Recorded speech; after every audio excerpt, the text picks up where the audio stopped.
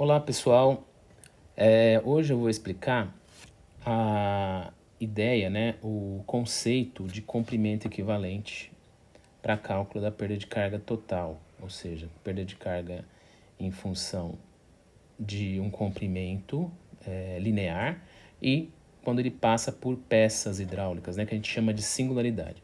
Então aqui eu trouxe um trecho de tubulação que passa, então, por 10 metros de comprimento, né? Então, ou seja, tem uma perda distribuída equivalente a um trecho de 10 metros, mas também passa por um registro globo aqui, tá? Então, a hora que ele passa por esse registro, ele tem uma velocidade, ele tem uma turbulência diferente de um trecho linear.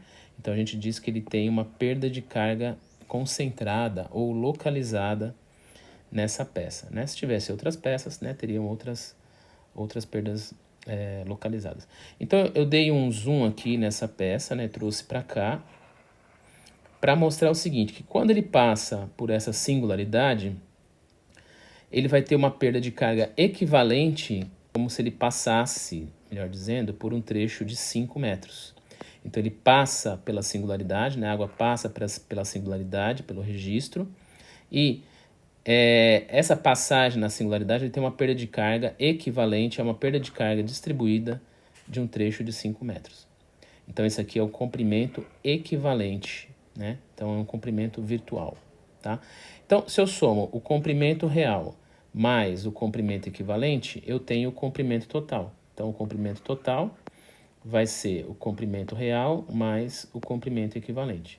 E aí eu posso jogar em uma equação de perda de carga e calcular a perda de carga total.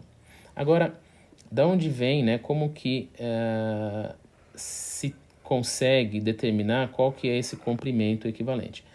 Esse comprimento equivalente ele é tabelado, mas ele vem da seguinte equação.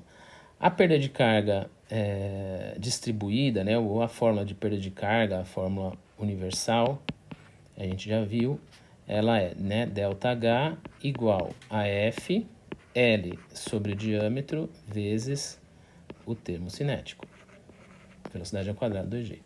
A perda de carga localizada ela é dada pela equação ΔH igual a um coeficiente de perda de carga localizada que é o K, então o coeficiente de perda de carga localizada, e vezes o termo cinético também.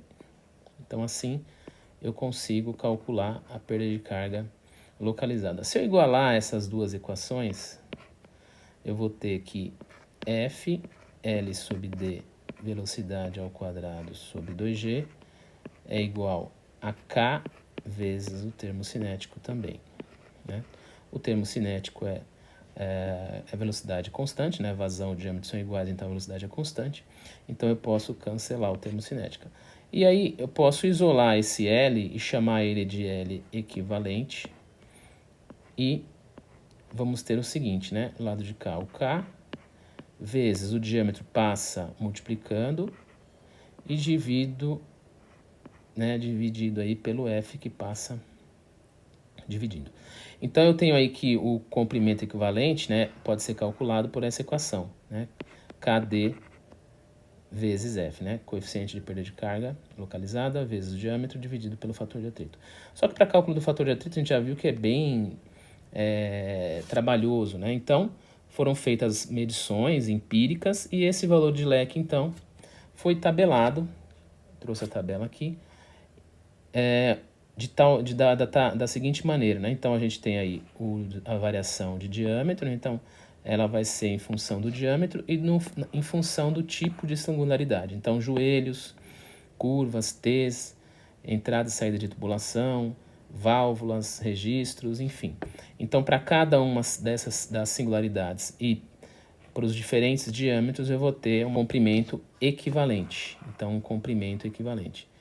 Então eu posso somar todos os comprimentos equivalentes, somo os comprimentos reais e jogo numa equação de perda de carga e calculo a perda de carga total. Então, as equações de perda de carga, né, elas todas derivam da fórmula universal, né, igual a gente viu na aula em vídeos anteriores aí.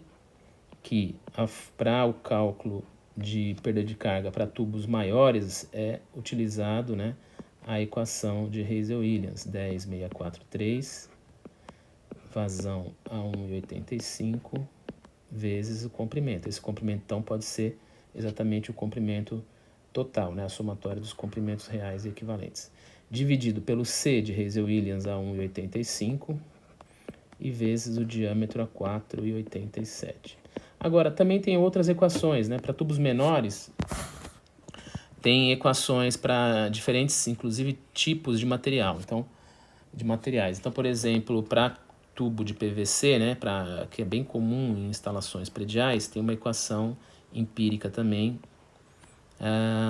para cálculo da perda de carga. Então, é ΔH.000874 vezes vazão a 1,75 vezes o comprimento. Então, sendo esse comprimento aí, né, podendo ser esse comprimento aí, o comprimento total, né, a soma dos comprimentos reais equivalentes também, dividido pelo diâmetro a 4,75.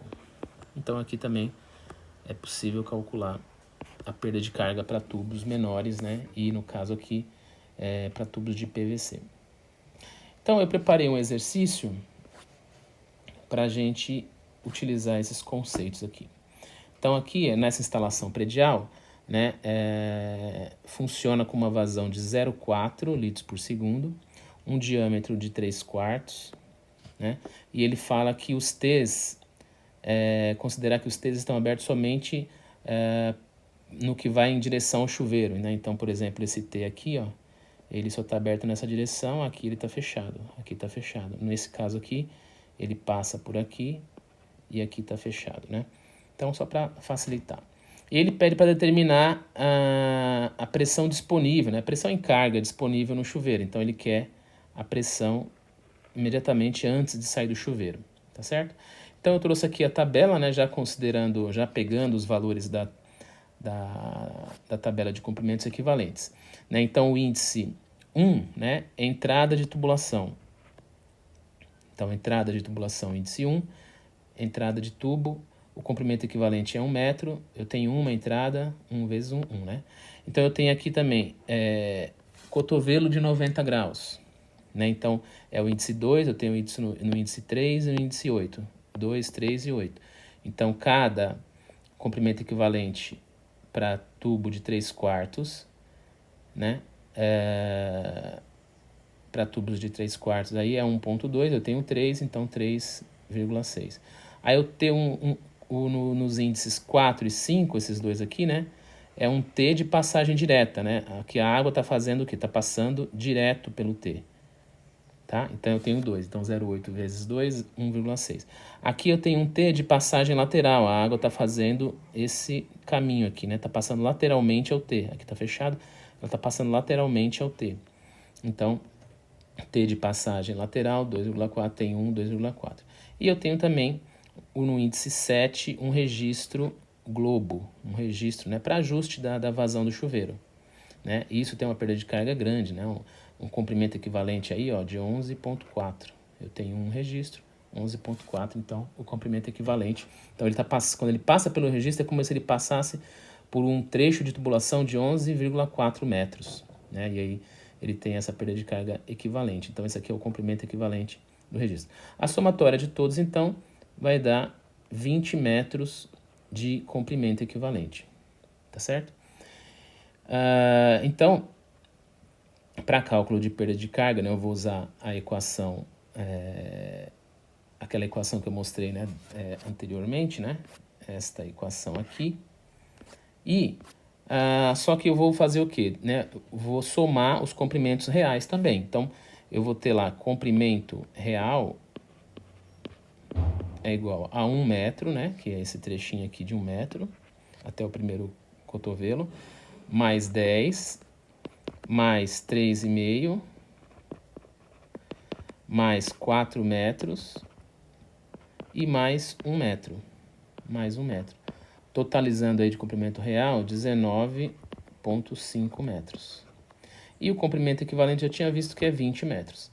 Então, o comprimento total vai ser o quê? vai ser o comprimento real mais comprimento equivalente, ou seja, o real 19,5 mais equivalente 20. Então, o comprimento total aí de 39,5 metros. Então, utilizando a equação que eu tinha comentado, né, de perda de carga empírica para tubos menores, né, para tubos de instalações prediais e no material PVC, vai ser, né, 0,000874. A vazão aqui, 0,4 litros por segundo, é a mesma coisa que 0,0004 metros cúbicos, né, transformando aí essa unidade para o SI. Então, 0,0004 elevado a 1,75 e vezes o comprimento total, né? Então, 39,5. Aí eu vou conseguir calcular a perda de carga total. Tudo isso dividido pelo diâmetro, que é 3/4 de polegada. 3/4 de polegada vezes 1 polegada, que é 0,0254 metros. Eu vou ter aí um diâmetro em metros de 0,01905 metros. Então, 0,01905 elevado a 4,75. 4,75. Fazendo essa conta aí, a perda de carga vai dar 5,8 metros, tá? Bom, então a perda de carga eu já calculei. Só que para calcular a pressão disponível no chuveiro é a aplicação de Bernoulli, né? Então vamos lá. Vou chamar aqui o plano horizontal de referência aqui embaixo. Plano horizontal de referência, tá? E os pontos eu vou pegar aqui em cima como ponto 1, né? Lá na superfície do reservatório como ponto 1. E no chuveiro, exatamente antes de sair do chuveiro, como ponto 2. Então vai ficar aí, aplicando Bernoulli. Pressão em carga no ponto 1. A energia potencial no ponto 1, mais energia cinética no ponto 1. Né? Mesma coisa para o ponto 2. Pressão em carga, que é a pressão do chuveiro, né? Que isso está sendo pedido, mais energia potencial no ponto 2, mais energia cinética no ponto 2, mais ΔH. Então, qual que vai ser a pressão no chuveiro ao sair desse reservatório, passando por essas perdas de cargas todas aí, né? Que totaliza 5,8 metros. Então, vamos lá. Quando a gente pega a pressão na superfície de um reservatório, a superfície aqui ela é a pressão atmosférica. A pressão atmosférica, né, ela é considerada como pressão efetiva zero, né? Então, pressão absoluta é a efetiva mais atmosférica, né? Mas para Bernoulli, né, considera-se somente a pressão efetiva. Então, pressão efetiva na superfície em contato com a atmosfera é zero. Então, a pressão 1 aqui, ela é zero, tá certo?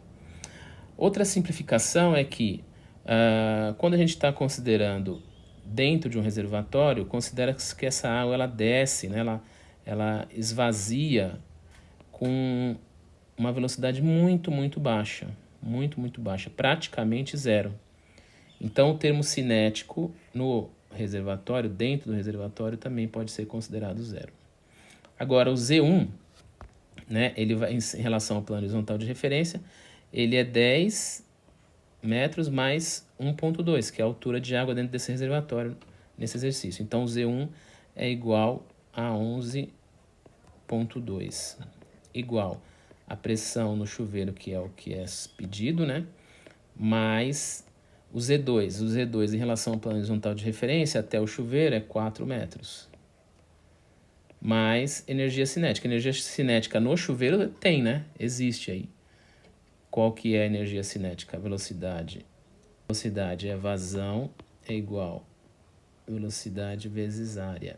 Né? Então, vazão é igual velocidade, a fórmula da área, π diâmetro ao quadrado sobre 4. Então, a velocidade vai ser 4 vezes a vazão dividido por π e dividido pelo diâmetro ao quadrado, né? Substituindo esses valores aí, né, tudo no SI, né, no Sistema Internacional, vai ter uma velocidade, vai dar uma velocidade de 1,40 metros por segundo, tá? Beleza. Então, aqui no termo cinético, a gente vai colocar esse valor, né?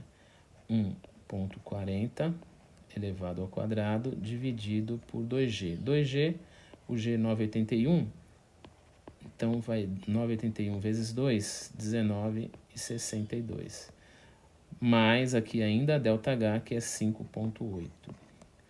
Portanto, né, fazendo essa conta aí, eu vou ter que pressão 2, que é a pressão no chuveiro, em carga, né, P sub gama, né, 11,2 menos 4, né, passa esse termo também para lá negativo, menos a perda de carga também, vai dar 1,32 metros de coluna d'água, tá certo? Então, a pressão disponível no chuveiro é de 1,32, tá certo?